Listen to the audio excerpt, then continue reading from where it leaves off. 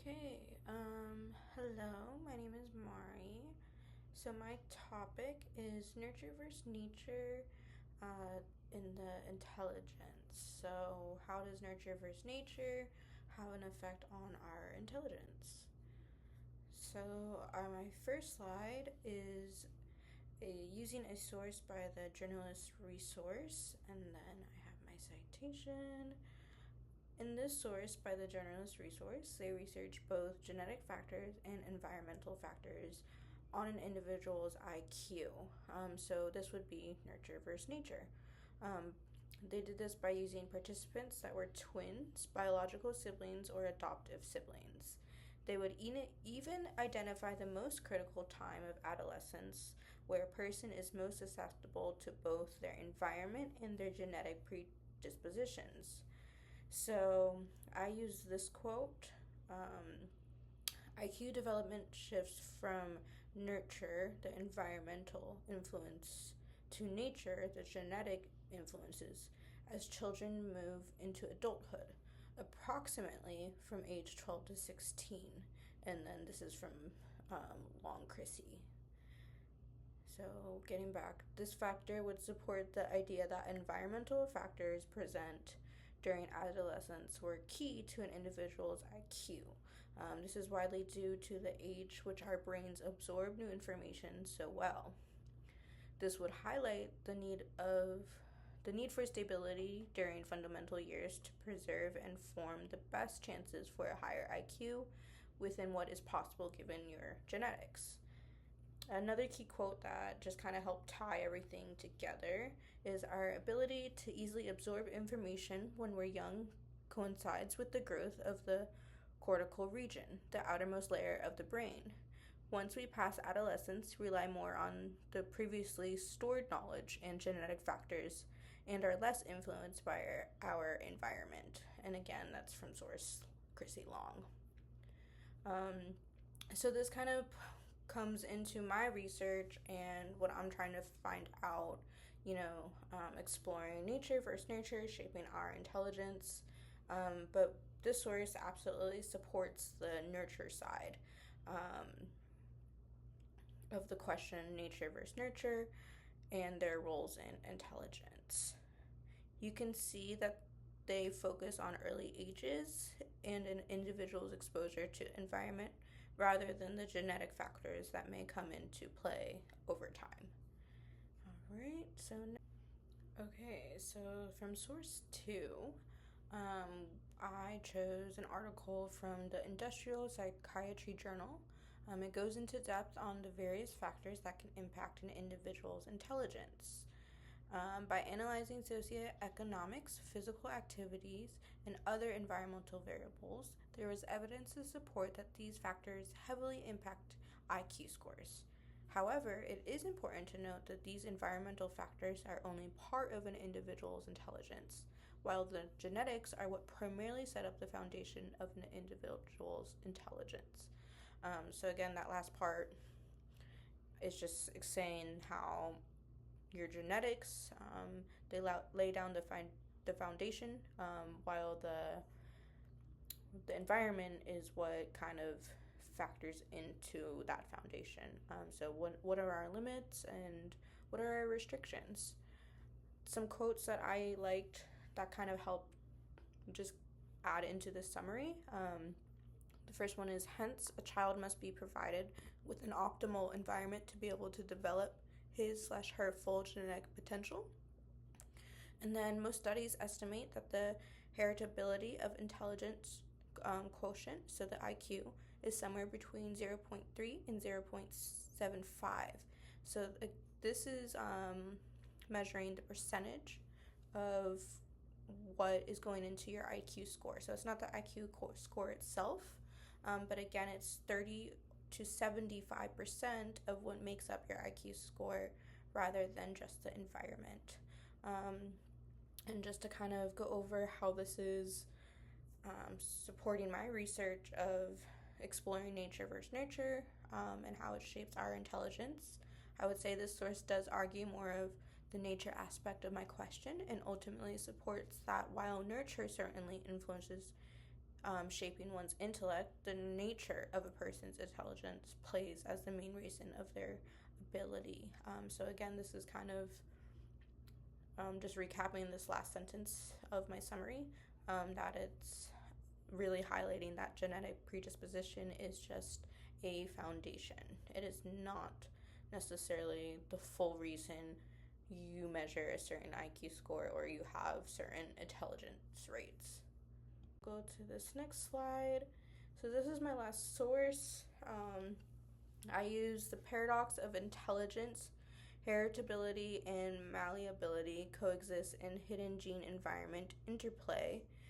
This is an article that discusses the importance of both genetics and environment in an individual's intelligence. So again, this is pretty much what my other two sources are saying as well. You know, when asking this research question, we do normally want to lean towards picking one. I would definitely say I lean towards it's going to be the nurture that really shapes our intelligence. But all three of these sources are kind of backing up that it might just be a little bit of both. But I do think that the nurture aspect is a little bit heavier. But anyways, getting back to this. While genetic intelligence is a heritable trait, it becomes apparent that intelligence is highly susceptible to environmental factors. The research in this article demonstrates children with the same genetics having different IQ scores based on having different upbringings, so different environments. Studies that were done by observing adopted children helped clearly separate the effects of nature versus nurture. Numerous countries provided evidence that shows that biological siblings adopted into different socioeconomic class families and then later being assessed had noticeably different IQs.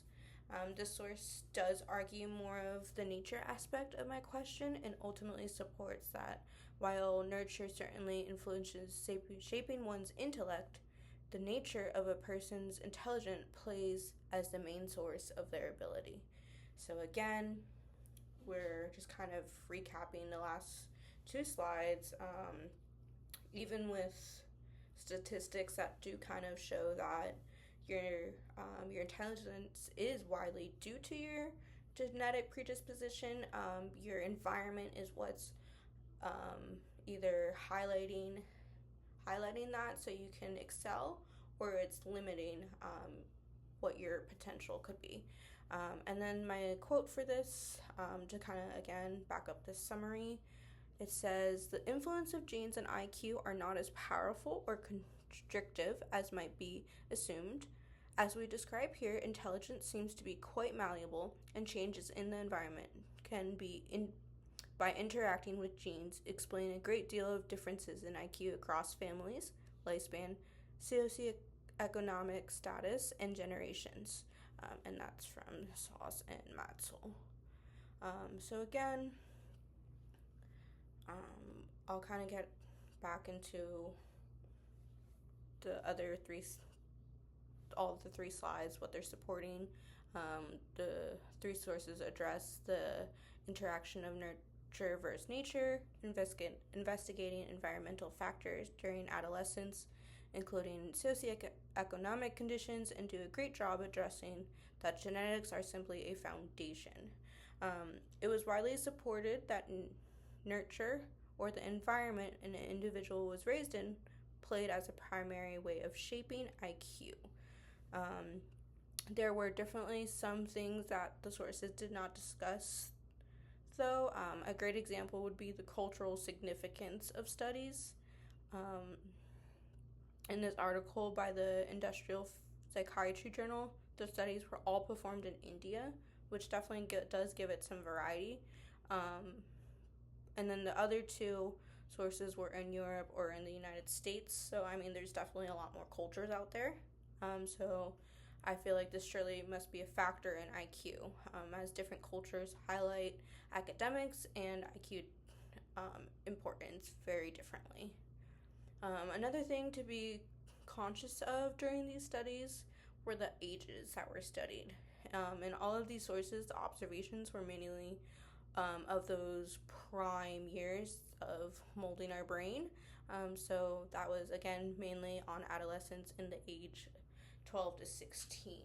Um, so for me, I would want to know further more about that age. The gap in information in different age groups makes the question of, what about the years before age 12 and what about the years after age 16? You know, does the environment continue to act as such a heavy influence in that way, in the way our IQ is shaped outside of those crucial adolescence ages? The before, I could definitely see needing to know more information about those really, really early years, seeing if that has a major effect of how we later develop into our adulthood. And again, what happens after the age 16, that adulthood, or, young adults, um,